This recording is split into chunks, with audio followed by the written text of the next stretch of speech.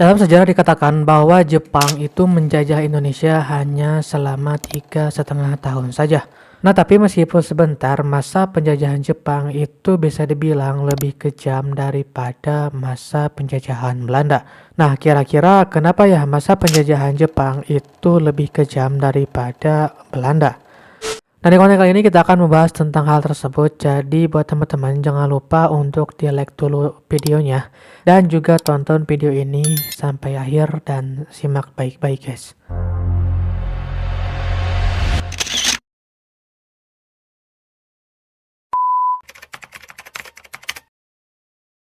Nah, sebelum kita bahas apa alasannya, kita akan sedikit ceritakan tentang bagaimana awal mula Jepang bisa menjajah Indonesia. Nah, jadi teman-teman, pada tahun 1942 itu kan awal mula Perang Dunia Kedua. Jadi mana itu perang yang melibatkan dua kekuatan besar, yaitu Blok Poros dan juga Blok Sekutu. Nah, pada tanggal 7 Desember tahun 1941, Jepang melakukan serangan ke pangkalan militer Amerika Serikat yang berada di kawasan Pasifik, yaitu Pearl Harbor. Dan serangan yang dilancarkan oleh Jepang itu bisa dibilang berhasil. Nah, Amerika Serikat pada awalnya mereka tidak ingin terlibat langsung terhadap Perang Dunia Kedua itu. Tapi karena pangkalan militer mereka diserang oleh Jepang, jadinya ya mau tidak mau mereka harus ikut terjun ke dalam perang tersebut. Dan oleh sebab itu, serangan Jepang tersebut menjadi pemicu dari Perang Dunia Kedua di kawasan Asia Pasifik. Nah, Jepang ini kan berhasil menyerang Pearl Harbor, pangkalan militer Amerika Serikat di kawasan Pasifik. Nah, dari situ Jepang mulai memperluas basis militernya ke arah selatan. Dan ya, arah selatan yang dimaksud ini adalah tidak lain yaitu wilayah Nusantara atau Indonesia. Dan tibalah pada tanggal 11 Januari tahun 1942, Jepang berhasil mendarat di Tarakan, Kalimantan Timur, dan dari situ mereka mulai menduduki wilayah tersebut. Nah, dengan waktu yang bisa dibilang cukup singkat, Jepang bisa menguasai seluruh wilayah Kalimantan. Dan setelah itu, Jepang langsung melebarkan sayap untuk menduduki wilayah lain di Nusantara. Dan wilayah ini adalah Ambon, Palembang, dan bahkan sampai ke Pulau Jawa. Nah, seperti yang kita tahu bahwa Pulau Jawa ini merupakan pusat dari pemerintahan Hindia Belanda. Nah, saat itu Jepang pun melakukan serangan besar-besaran ke wilayah Jawa, yang dimana serangan tersebut itu tidak bisa diantisipasi oleh Belanda. Hingga pada akhirnya karena Belanda tidak bisa mengatasi serangan dari Jepang, Belanda menyerah tanpa syarat, lalu mereka menyerahkan kekuasaannya atas Hindia Belanda kepada Jepang. Dan disinilah mulai dari era masa penjajahan Jepang. Pada awalnya pribumi saat itu menerima kedatangan Jepang dengan baik, dan Jepang pun melakukan berbagai macam propaganda yang tujuannya itu untuk menarik simpati dari para pribumi. Dan ya, Jepang pun langsung mendapatkan simpati pada saat itu, karena Jepang pada saat itu menyatakan bahwa mereka ini adalah saudara tua karena sama-sama dari Asia. Dan selain itu, di dalam ramalan Jayabaya dikatakan bahwa akan datang orang kulit kuning, ini mana orang kulit kuning ini akan mengusir orang kulit putih dari tanah Jawa. Dan saat itu masyarakat pribumi itu menafsirkan hal tersebut yaitu ya Jepang yang mengusir Belanda. Nah, karena faktor kepercayaan terhadap ramalan tersebut, itu pun menambah simpati dari pribumi kepada Jepang. Dan ditambah lagi Jepang sendiri itu mempropagandakan bahwa mereka ini anti dengan Belanda, dan mereka pun memperbolehkan bendera merah putih berkibar bersamaan dengan bendera Jepang, dan juga diperbolehkan untuk memperdengarkan lagu Indonesia Raya. Dan Jepang pun memiliki propaganda yang kita semua sudah tahu yaitu 3A, yang dimana 3A ini Jepang mengaku bahwa mereka Jepang itu pelindung Asia, pemimpin Asia, dan juga cahaya Asia. Dan selain itu masih banyak lagi propaganda dan juga hal-hal yang dilakukan oleh Jepang yang dimana itu menarik simpati dari rakyat pribumi. Ya, intinya sih Jepang ini dianggap sebagai penyelamat bagi rakyat Indonesia pada awalnya. Tapi ya ternyata kenyataannya tidaklah demikian. Pendudukan Jepang malah lebih kejam dari masa penjajahan Belanda. Nah, kenapa sih era pendudukan Jepang itu dikatakan lebih kejam daripada masa Belanda?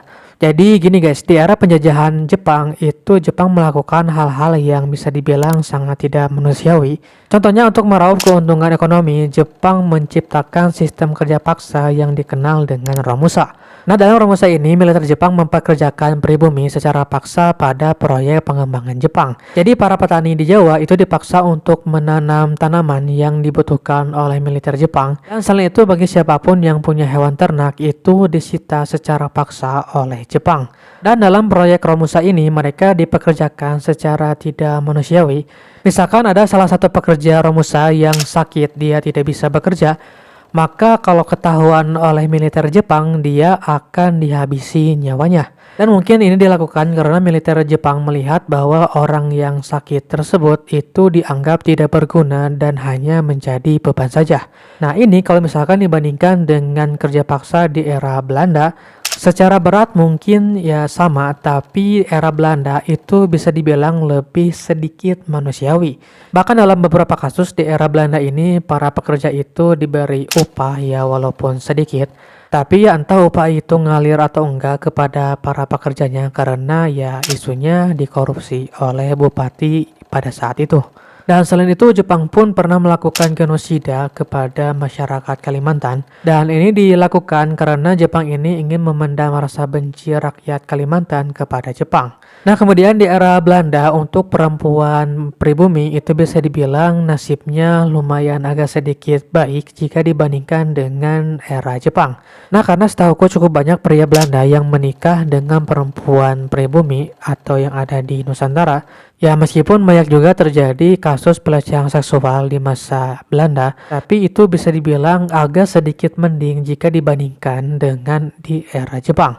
Nah, di era Jepang kayaknya untuk perempuan itu benar-benar tidak aman sama sekali. Nah, jadi di era Jepang ini ada yang namanya Jukun Yanpo, yaitu seorang wanita yang dipaksa untuk menjadi penguasa serat bagi tentara Jepang. Nah, jadi kan tentara Jepang ini bertugas ke wilayah jajahan Jepang yang dimana itu sangat jauh dari Jepang.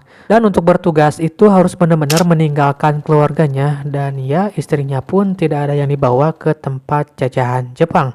Kemudian dari sinilah untuk memenuhi kebutuhan seksual para tentara Jepang itu dibentuk yang namanya Jukun Yanpo. Dan ini terjadi di semua wilayah jajahan Jepang ya, bukan hanya di Indonesia saja, seperti misalkan di Korea dan juga di Cina. Nah, jadi untuk Jugun Yanpo ini, mereka tentara Jepang mencari perempuan-perempuan cantik di wilayah jajahan mereka. Lalu mereka si perempuan itu akan dipaksa dan dibawa ke markas Jepang dan ya itu dijadikan alat untuk pemuas hasrat dari tentara Jepang. Dan konon katanya perempuan yang dijadikan Jugun Yanpo itu semuanya disuntik KB secara paksa, dan ini tujuannya konon agar mereka tidak hamil dan juga bisa digunakan setiap saat. Ini ngeri. Nah, pertanyaannya kenapa sih Jepang bisa sekejam itu dalam memperlakukan wilayah jajahannya? Nah, alasan kenapa Jepang bisa sekejam itu adalah tidak lain karena Jepang sedang mengalami sebuah perang. Nah, kan yang namanya perang itu butuh biaya yang besar dan juga bisa dibilang mendesak. Jepang mau tidak mau mereka harus melakukan ya sedemikian kejam itu.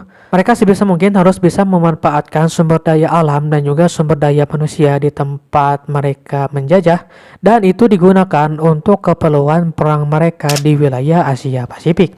Dan dari situlah makanya Jepang memperlakukan negara jajahannya itu benar-benar tidak manusiawi. Dan selain itu Jepang pun mereka ingin menjadi negara imperialis yang baru. Sehingga untuk mencapai kekuatan sebesar itu mereka harus memperlakukan negara jajahannya ya sekejam itu juga. Dan itu tentu saja tujuannya untuk memperkuat Jepang itu sendiri. So guys, itulah mungkin alasan dibalik kenapa Jepang itu dikatakan lebih kejam daripada Belanda di era penjajahan. Dan itu yang terjadi di Indonesia, bahkan di luar Indonesia seperti di Cina itu lebih parah lagi.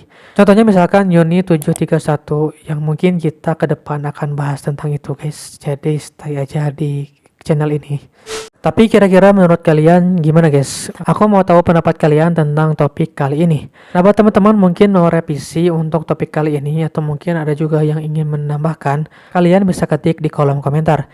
Dan ya segitu saja untuk konten kali ini. Ya sampai jumpa lagi di konten selanjutnya guys.